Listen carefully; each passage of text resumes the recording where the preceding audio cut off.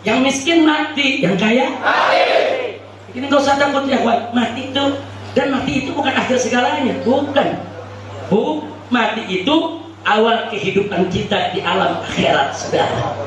Untuk mempertanggungjawabkan segala amal kita di dunia ini. Informasi sekaligus untuk klarifikasi, insya Allah. Sebagaimana Anda sudah sama tahu bahwa sejak tahun 98 saya tidak sendiri, saya dengan kawan-kawan dari kalangan para habaib, para kiai, para ustadz, kalangan santri, pondok pesantren dan lain sebagainya, mendirikan organisasi Front Pembela Islam. FPI ini bukan partai politik.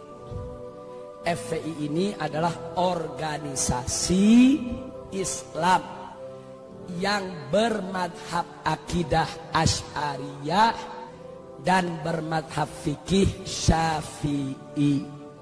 Artinya FPI adalah organisasi Ahlus Sunnah wal Jamaah. Nah, FPI banyak fokus pada bidang hisbah, amar ma'ruf nahi munkar. Tapi bukan berarti dakwah tidak kami kerjakan, bukan. Dakwah kami kerjakan juga. Jihad kami geluti juga. Pada saat terjadi pertikaian di Ambon, di Poso, kami kirim anak-anak muda kami untuk bertempur di sana bersama umat Islam yang lainnya menyelamatkan kaum muslimin. Bahkan sampai hari ini posko-posko kami di Ambon maupun di Poso masih tetap dalam keadaan siaga. Kami tidak mau lagi kecolongan seperti dulu. Nah, kemudian tidak sampai di situ, kita juga peduli dengan jihad yang ada di Palestina, yang ada di Rohingya, yang ada di Kashmir, yang ada di Thailand Selatan, Patani, yang ada di Moro dan lain sebagainya. Tapi memang di Indonesia yang banyak disorot adalah amar ma'ruf nahi munkar. Yang ingin saya sampaikan singkat saja, bahwa kami FPI betul, kami tidak menolak atau tidak memungkiri bahwa sering terjadi clash, bentrok antara kami dengan pengusaha-pengusaha maksiat, dengan preman-preman yang membackingi berbagai macam tempat maksiat. Hanya yang perlu saya klarifikasi bahwa dalam prosedur perjuangan Front Pembela Islam, posko FPI mana saja di seluruh Indonesia, manakala ingin berjuang menutup suatu tempat maksiat, wajib untuk memulai dari dakwah terlebih dahulu.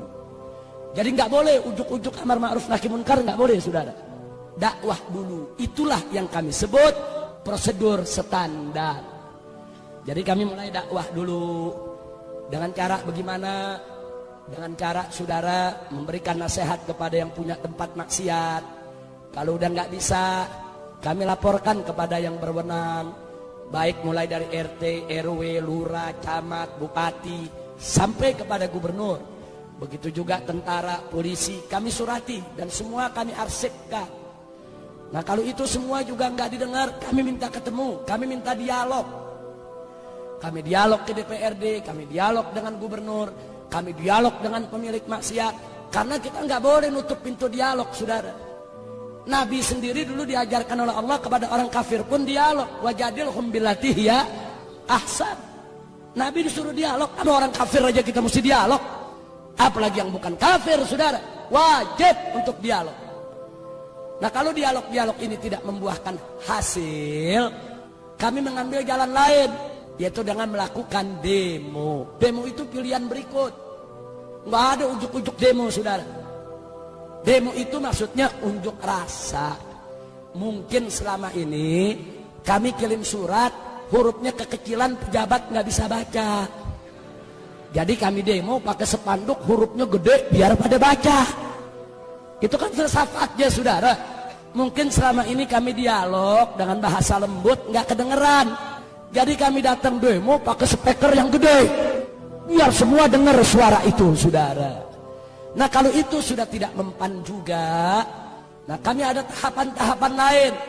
Tahapan ultimatum, tahapan peringatan, dan seterusnya. Kalau semua jalan mentok, maka kami kembalikan ke masyarakat yang melaporkannya. Jadi kita FPI nggak ujuk-ujuk, masyarakat yang lapor. Nih di kampung kami ada tempat judi nih, bagaimana? Kami tuntun. Itu prosesnya bisa 6 bulan, bisa 1 tahun, bisa 2 tahun. Kami tunggu dengan sabar. Kalau bisa ditutup tanpa ribut, kenapa sih mesti ribut, saudara? Nah, biasanya kalau udah 1 tahun, 2 tahun gagal, kami kembalikan masyarakat. Kami kumpulkan masyarakatnya, Bapak, Ibu, laporan Anda sudah kami terima, sudah kami laksanakan. Ini bukti-bukti kerjaan yang sudah kami lakukan, tapi semua batal, gagal. Sekarang terserah Anda maunya apa. Nah, kadang-kadang masyarakat ambil jalan, ya udah, kalau memang ini semua sudah gagal, pemerintah tidak mau tahu, kami masyarakat yang akan bertindak. Pada posisi itu, FPI akan ikut masyarakat, saudara. Apapun resikonya, walaupun resikonya kami akan dikatakan melanggar hukum, main hakim sendiri, mengambil wewenang polisi, yang jelas kami sudah mengikuti prosedur yang ada. Kenapa kami prosedur? Karena kami menghormati pemerintah. Kita nggak boleh melangkahi pemerintah. Kita nggak boleh melangkahi umarok, saudara. Kita nggak boleh sebelum kita lapor ke umarok, kita main hakim sendiri. Haram. Pemerintah kita angkat untuk melaksanakan tugasnya. Cuma yang jadi persoalan, manakala pejabat dengan penjahat berkolaborasi kerjasama dalam maksiat, masyarakat hanya ada 2 pilihan. 1, duduk jadi penonton saja, atau berdiri melakukan perlawanan. Kami dari FPI milih yang kedua, kami diri, kami lawan. Kami nggak mau untuk menjadi penonton, saudara. Nah, yang begini inilah pada akhirnya begitu bentrok, baru masuk TV, saudara. Nah, jujur aja saya mau tanya, FPI lagi dialog, emang ada di TV? FPI tulis surat, emang masuk di TV? Nggak ada. FPI demo damai sambil tahlil zikir, ada di TV? Giliran ngegerebek, baru masuk TV. Kami turun di Aceh, 1.300 laskar FPI, termasuk dari Jawa Timur. Dari Jawa Timur ini, hampir 400 pemuda kami kirim ke Aceh. Pada saat terjadi tsunami, 4 bulan kita kerja, 100.000 mayat kita evakuasi. Kita cari mayatnya, masukkan ke kantong mayat, sholatkan, kuburkan. 100.000 mayat. Ada masuk TV? Nggak ada. Turun di Padang, turun di Jogja, turun di berbagai daerah bencana, bangun sekolah-sekolah darurat, bikin dapur-dapur umum, saudara, buat juga kesehatan gratis untuk para pengungsi. Ada masuk TV? Tapi giliran FPI lagi ngemplang liberal, masuk TV. Tiap hari disetel, saudara. Kejadiannya sekali, disetelnya tiap hari. Udah 5 tahun masih disetel lagi. Tinggal orang Jawa Timur yang nggak tahu apa-apa, kok FPI ngemplang dulu tiap hari ya. Masya Allah. Tapi nggak apa-apa, ini adalah perjuangan. Ini namanya perjuangan, dinamika, nggak apa-apa. Memang kami tidak punya TV, kami tidak punya radio, kami tidak punya media, tapi yakinlah, kalau ada orang yang membenci FPI karena salah informasi, kami yakin begitu suatu ketika dia mendapat informasi yang benar, kebenciannya akan hilang. Kalau dia benci karena salah paham, kami yakin suatu saat begitu salah pahamnya hilang, kebenciannya akan ikut hilang, saudara. Kalau dia benci, saudara, karena memang dia tidak kenal, dia belum tahu, wajar. Karena yang namanya manusia, annas a'da'u majahilu. Manusia itu adalah musuh dari apa yang dia tidak tahu. Tapi suatu ketika dia tahu, insya Allah dia tidak jadi musuh lagi. Tapi kalau yang benci FPI karena iri, dengki, bughut, sulit dicari obatnya, saudara. Al-Imam Asy-Syafi'i radhiyallahu ta'ala anhu mengatakan dalam syairnya, saudara, kullu adawatin qad turja shifa'uha illa adawatu man adaka bil hasadi. Setiap permusuhan bisa diharapkan obat penyembuhnya, kecuali permusuhan dari orang yang memusuhimu karena iri dan dengki. Orang kalau sudah bughut, iri, dengki, walaupun kita baik tetap jelek, walaupun kita udah benar tetap salah, apalagi salah. Udah susah. Kalau udah begitu kita serahkan saja, fatawakkal Allah. Nah ini yang saya ingin klarifikasi. Nah yang terakhir yang saya ingin klarifikasi juga saudara, adalah hal-hal yang sebetulnya pemerintah mesti adil. Saya kasih contoh, waktu terjadi peristiwa Kendal, Jawa Tengah. Waktu terjadi peristiwa Kendal, FPI di sana tidak sweeping, tapi FPI di sweeping. FPI di sana tidak merusak, FPI yang mobilnya dirusak dan dibakar. Di FPI di sana tidak main hakim sendiri, justru Kapolres Kendal mengatakan FPI datang ke polisi, minta polisi yang turun. Hanya FPI terjebak, dikepung para preman, panik, terjadilah apa yang terjadi. Nah, saya tidak persoalkan itu, saudara. Yang saya persoalkan, tiba-tiba presiden bicara di televisi.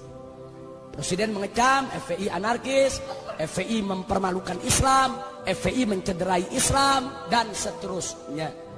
Saya tidak marah. Presiden memarahi FPI silakan. Presiden mau jabar FPI silakan. Presiden mau tegur keras FPI silakan. Tapi presiden mesti adil menegurnya. Kalau FPI yang minta ditutup tempat pelacuran ditegur, lalu tempat pelacuran di Kendal yang operasi bulan Ramadan, kok presiden gak tegur?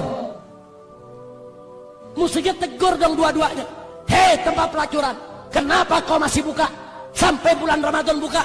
Hei Kapolda Jawa Tengah, hei Kapolres setempat, ada apa tempat pelacuran buka di siang hari bulan Ramadan?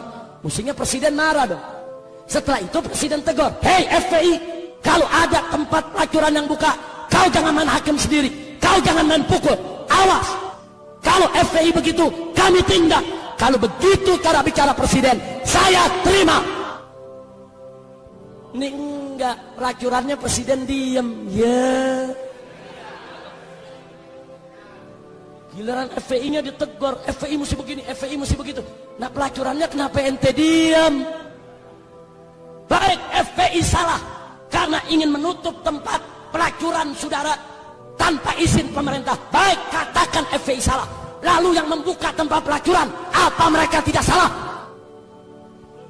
Catat baik-baik saudara. Di Indonesia ada undang-undang human trafficking, perdagangan manusia. Dan itu juga undang-undang internasional yang diakui oleh Perserikatan Bangsa-Bangsa.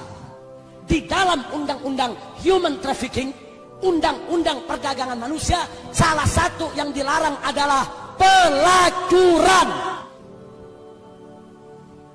Jadi kalau ada negara yang membiarkan pelacuran, berarti negara tersebut dianggap melakukan perdagangan manusia, melanggar hak asasi manusia internasional.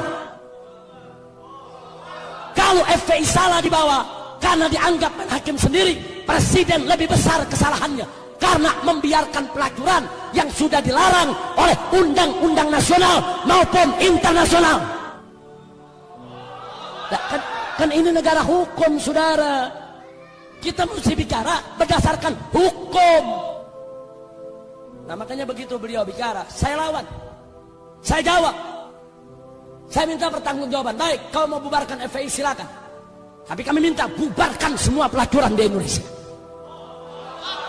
Jangan FPI bubar, pelacuran ente piara. Yeah. Kira-kira jelas tidak? Jadi adil saudara. Kalau adil enggak apa-apa, enggak apa-apa. Saya enggak pusing kok. FPI mau dibubarin saya enggak pusing. Ini malam Front Pembela Islam yang disingkat FPI dibubarkan, enggak apa-apa. Besok pagi saya bentuk lagi Front Persatuan Islam. Singkatannya sama FPI. Dibubarin lagi saya bikin lagi Front Persaudaraan Islam. Singkatannya sama FPI, yang mimpin dia juga. Dibubarin lagi enggak apa-apa, saya ganti lagi jadi Front Penjaga Islam. Singkatannya sama, yang mimpin sama, kerjaannya sama. Enggak, saya enggak pusing. Karena FPI hanya organisasi, alat juang, bukan tujuan. Tujuan kita adalah ridho Allah subhanahu wa ta'ala. Ada FPI, enggak ada FPI, amar ma'ruf nahi munkar wajib untuk kita perjuangkan. Musuh ketidakadilan sudah. Siap jadi musuh ketidakadilan. Siap jadikan ketidakadilan sebagai musuh bersama. Takbir. Salatullah salamullah ala Taha